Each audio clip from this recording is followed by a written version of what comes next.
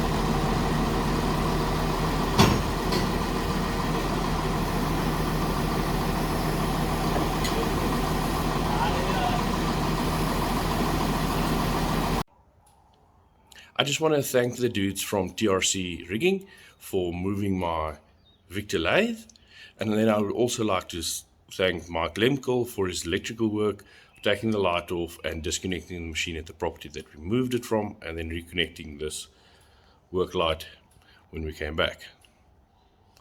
Thanks for watching. Like and subscribe.